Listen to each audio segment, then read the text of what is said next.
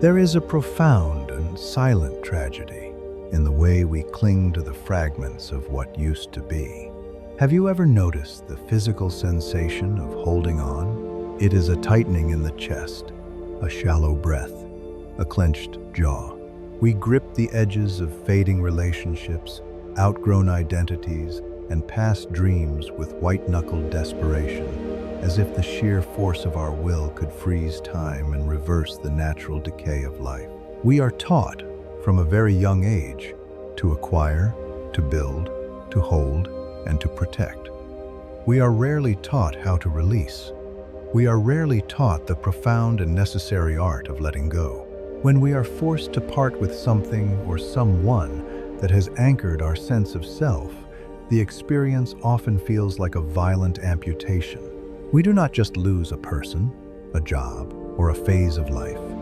We lose the future we had mentally constructed alongside them. This sudden collision between our expectations and reality creates a profound psychological shock. In the aftermath of this shock, we often reach for the easiest emotional shield available to us: bitterness.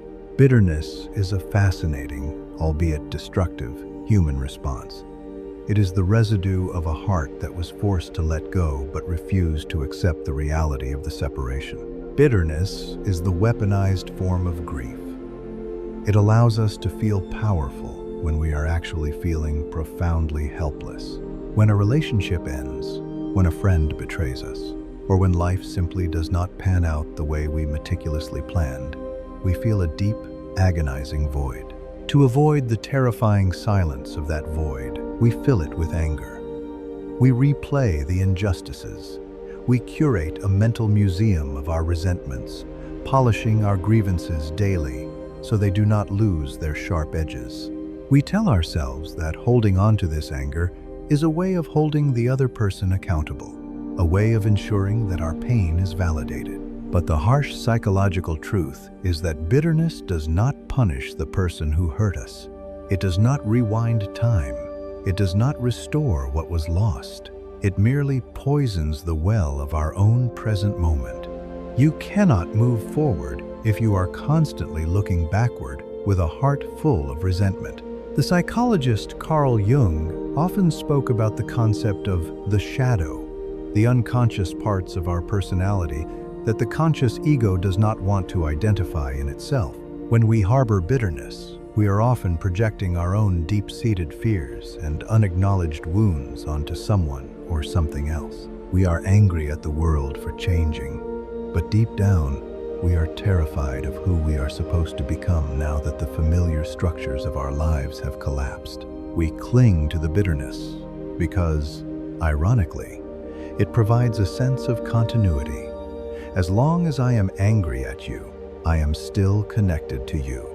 As long as I am bitter about my past, I do not have to take responsibility for my present. Letting go of that bitterness means facing the terrifying reality that the past is truly over and that we are now alone in the present, tasked with the immense responsibility of rebuilding our inner world from scratch. So, how do we shift this paradigm? How do we master the art of letting go without the toxic aftertaste of resentment? The journey begins with a fundamental change in how we perceive the act of letting go itself. We must stop viewing letting go as an act of loss and start viewing it as an act of creation. It is a necessary shedding of old skin to allow new life to breathe. Consider the wisdom of nature. Nature does not agonize over its transitions. When autumn arrives, the tree does not stubbornly hold on to its leaves. It does not harbor bitterness toward the changing seasons. The tree understands, on a fundamental biological level, that the leaves must fall so that the tree can conserve its energy, survive the harsh winter, and eventually bloom again in the spring. The letting go is not a tragedy. It is a vital prerequisite for future growth. If the tree refused to let go of its dead leaves, the weight of the winter snow would break its branches. In the same way, when we refuse to let go of the people, places, and situations that no longer serve our highest good, we are carrying dead weight into our personal winters. We are breaking our own branches. The Stoic philosophers of ancient Greece and Rome understood this intimately. Epictetus taught that it is not things that upset us, but our judgments about things. When we lose something we love, we suffer not merely because of the absence, but because we have judged the absence as a catastrophe. We have convinced ourselves that we owned the thing, or the person, to begin with. But the Stoics remind us that we do not own anything. Everything we have, our relationships, our wealth, our health, our very breath, is merely on loan to us from the universe.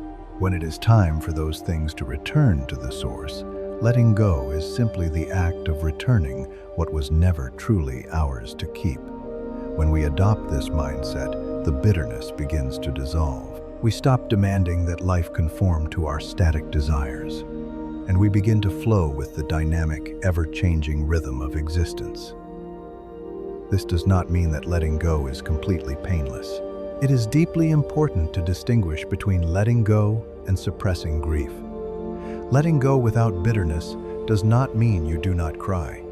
It does not mean you do not feel the hollow ache of missing someone. Grief is natural. Grief is the profound honoring of what was real and beautiful. But grief is fluid. It moves through you. It washes over you like a wave, and then it recedes, leaving you a little cleaner, a little more hollowed out, but ultimately at peace. Bitterness, on the other hand, is stagnant. It is grief that has been trapped, denied, and left to rot. To let go gracefully, you must allow yourself to grieve fully. You must sit in the silence of your empty room and feel the sorrow of the closed chapter.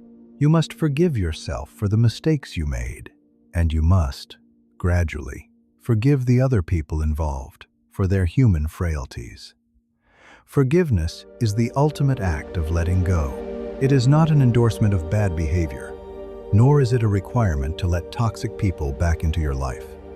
Forgiveness is simply the conscious decision to drop the heavy burden of resentment. It is the realization that you deserve a future that is not dictated by the pain of your past. Think of a time in your life when you desperately wanted something to work out.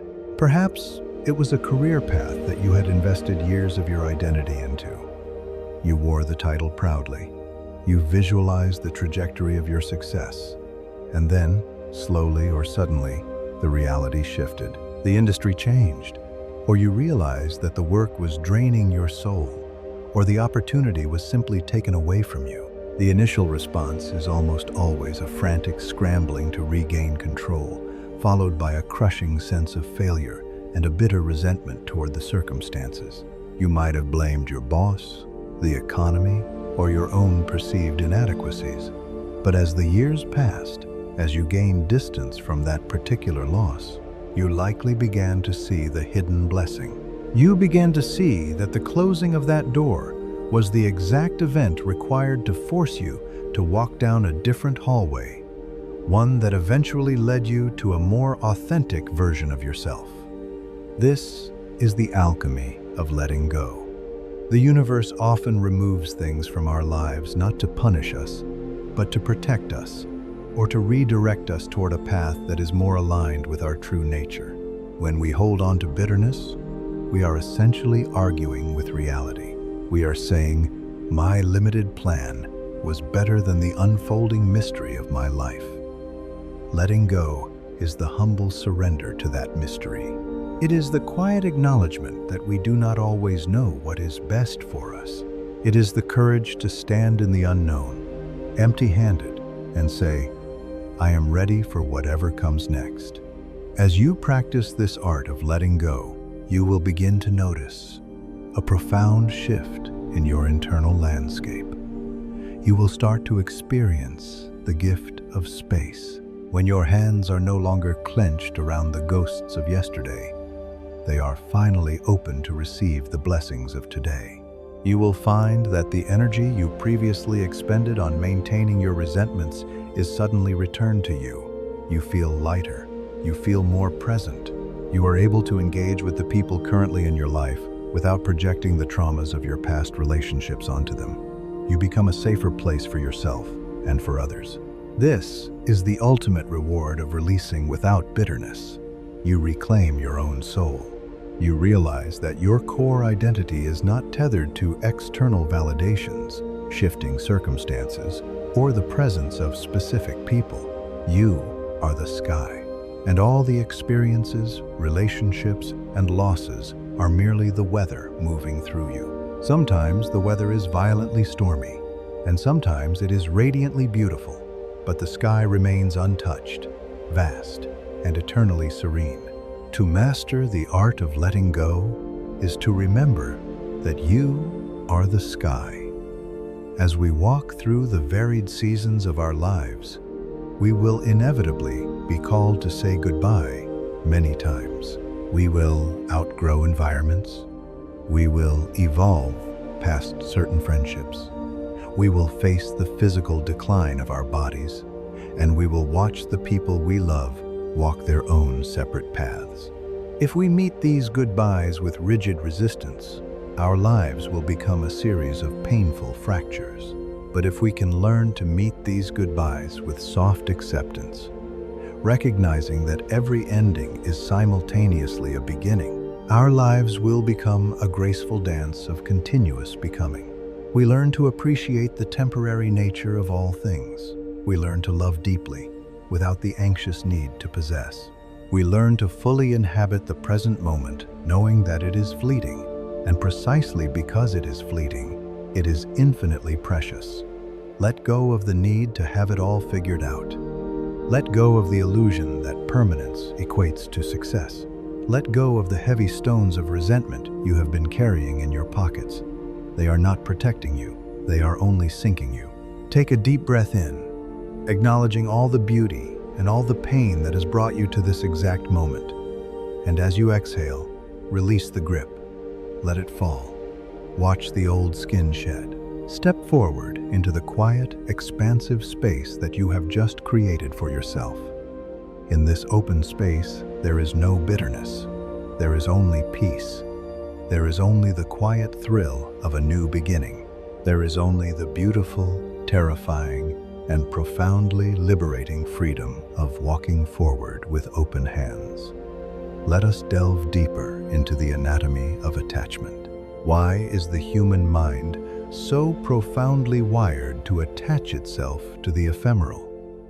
From an evolutionary standpoint, attachment ensured survival. The infant attaches to the mother for nourishment and protection. The early human attached to the tribe for safety against a hostile world. Our brains are biologically incentivized to form bonds, to seek the familiar, and to resist separation. When we experience loss, our nervous system registers it not merely as a psychological inconvenience, but as a literal threat to our survival. This is why the pain of letting go feels so visceral, so physically agonizing. The body is sounding an alarm. Recognizing this biological reality is the first step towards self-compassion. When you find yourself struggling to release a bitter memory or a toxic relationship, do not judge yourself as weak or unevolved. Understand that you are fighting millions of years of evolutionary programming. Your brain is simply trying to keep you safe. However, as conscious beings, we have the profound ability to transcend our primal programming. We can observe our own biological panic and gently assure our nervous system that the loss of this job, this partner, or this dream is not a death sentence. We can remind ourselves that we are safe in the present moment. This process of self-soothing is crucial in preventing grief from curdling into bitterness. When we fail to soothe ourselves, when we leave our raw, panicked inner child unattended, that fear hardens into anger. We build fortress walls of resentment to keep out any future threats. But a fortress, while protective, is also a prison. The walls that keep the pain out also keep the joy, the intimacy, and the new opportunities out.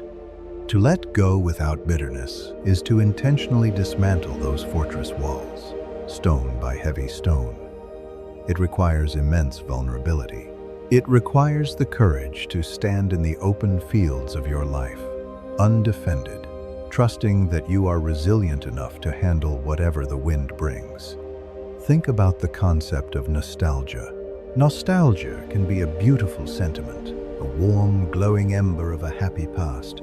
But unexamined nostalgia can also become a subtle trap, a form of resistance to the present. We romanticize the past, editing out the flaws, the conflicts, and the anxieties, remembering only the golden light of what we have lost. We compare our complex, messy present to this idealized, fictionalized past, and the present invariably falls short.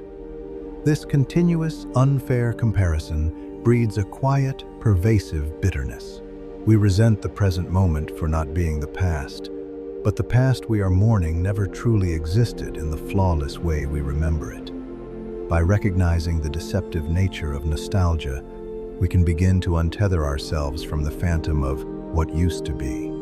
We can redirect our energy toward fully experiencing what is. What is might be imperfect. It might be painful. It might be profoundly uncertain, but it possesses one crucial advantage over the past. It is real. It is alive. It is the only place where true action, true growth, and true connection can occur.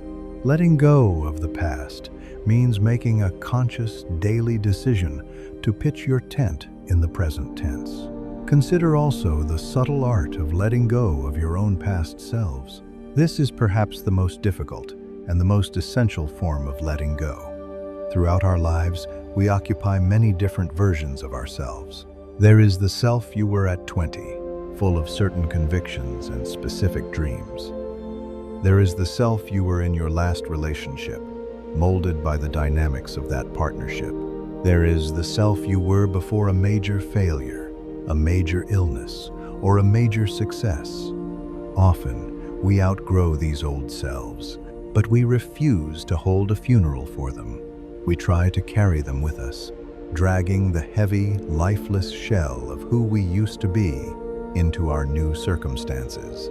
We feel like imposters because there is a fundamental dissonance between the life we are currently living and the internal identity we are still clinging to. The bitterness here is directed inward. We are angry at ourselves for changing, or we are angry at the world for forcing us to change. To heal this, we must practice a profound self-forgiveness. We must look at our past selves with deep compassion, thanking them for the survival mechanisms they developed, thanking them for the lessons they learned, but firmly stating, your shift is over. You can rest now. The current version of me has the wheel. This internal shedding is incredibly liberating. It frees you from the exhausting performance of consistency. You are not required to be the person you were a year ago, a month ago, or even yesterday. You are allowed to be a fluid, evolving masterpiece. As you master this internal letting go, the external letting go becomes remarkably easier. When you are not desperately clutching at your own identity, you no longer need the external world to remain static, to feel safe. You develop an inner sanctuary, a quiet center of gravity that remains unshaken regardless of what is entering or exiting your life. You begin to understand the profound wisdom of the Buddhist concept of non-attachment. Non-attachment is widely misunderstood in the modern world. It is often confused with apathy, coldness, or a lack of care. But true non-attachment is the exact opposite of apathy. Apathy is a defense mechanism. It is numbing yourself so you do not have to feel the pain of potential loss. Non-attachment, conversely, is the capacity to engage with the world fully, to love completely, and to experience life passionately, all while holding the underlying awareness that none of it belongs to you permanently. It is the ability to hold a fragile glass bird in your hands, admiring its beauty, feeling its delicate weight, without squeezing your fingers together in the desperate attempt to keep it forever. You appreciate the bird precisely because you know it will eventually fly away or break. This level of emotional maturity is the antidote to bitterness. When you operate from a place of non-attachment, every moment of connection is a pure gift, completely free from the heavy taxation of expectation. If the relationship lasts a lifetime, it is a beautiful gift.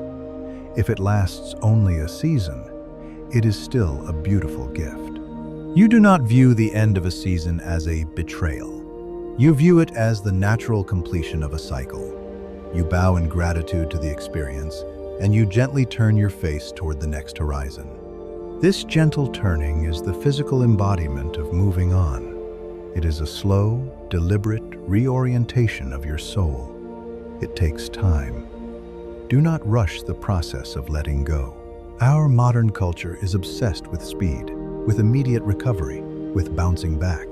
We are pressured to instantly rebrand our tragedies into triumphs, but true healing cannot be optimized. True letting go operates on the slow, geologic time of the soul. There will be days when you feel you have completely released the past, and there will be nights when the ghosts return to haunt the corridors of your mind. When this happens, do not despair. Do not judge yourself as a failure. Progression is rarely linear. It is a spiral. You will revisit the same feelings, the same memories, but each time you circle back to them, you are on a slightly higher vantage point. The view changes. The emotional charge lessens. What once felt like an agonizing wound slowly transforms into a dull ache, and eventually into a quiet, integrated wisdom. This is the journey of the human heart. We are born with tightly closed fists, and we spend our entire lives learning how to open them. We learn that true strength is not found in how fiercely we can hold on, but in how gracefully we can release. We learn that every goodbye, every ending, every loss is secretly clearing the debris from the soil of our souls, making way for the terrifying, beautiful, and utterly unpredictable new growth that is waiting just beneath the surface. To further cultivate this state of peaceful release, one might consider the practice of daily surrender. We often think of letting go as a monumental, one-time event that occurs only during major life crises, a divorce, a death, a career failure. But the art of letting go without bitterness is actually a muscle that must be trained through small, daily repetitions. You can practice letting go when you are stuck in traffic and you feel the urge to become enraged at the delay. Instead of gripping the steering wheel and arguing with the unchangeable reality of the crowded road, you simply exhale, loosen your grip, and accept the moment exactly as it is. You let go of your rigid expectation of arriving at a specific time. You practice letting go when someone misunderstands you, releasing the desperate need to perfectly control how other people perceive you. You practice it when a glass breaks, when a plan is canceled, when it rains on a day you expected sunshine. Every single one of these micro moments is an invitation to practice dropping your resistance. When you build the habit of surrendering to the small inconveniences of daily life, you fortify your spirit for the inevitable larger losses. You are training your nervous system to understand that not getting your way is not a threat to your survival. You are teaching your mind that reality, even when it is disappointing, is always a safer place to reside than the fictional world of your expectations. This is applied stoicism in its purest form. It is the continuous, quiet separation of what is in your control from what is not. You control your intentions, your responses, and your character. You do not control the passage of time, the actions of others, or the impermanence of the physical world. Bitterness is always, without exception, the result of trying to control the uncontrollable. It is the ego's tantrum in the face of its own limitations. When we finally exhaust ourselves from fighting the universe, we drop our hands, we surrender. And in that surrender, we discover a paradoxical truth. The moment we stop trying to control everything, we finally feel in control of ourselves. This inner mastery is the crown jewel of emotional healing. It brings a profound, unshakable peace. You move through the world with a light step, no longer burdened by the heavy armor of past grievances. You are free. You are finally, truly free to live, to love, and to experience the breathtaking beauty of the present moment, holding everything lightly and letting go deeply.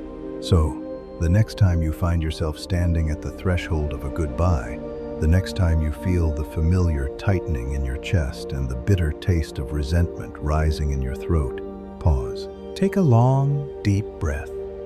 Feel the ground beneath your feet. Acknowledge the pain of the transition, but do not let it harden you. Choose, instead, to be soft. Choose to trust the mysterious intelligence of your own life's unfolding. Thank the person, the experience, or the past version of yourself for the role they played in your story. And then, with a quiet and courageous heart, let them go. Step into the open space. The air is clear here. The light is warm. And your life, your beautiful, uncharted, and entirely unwritten life, is waiting for you to begin again.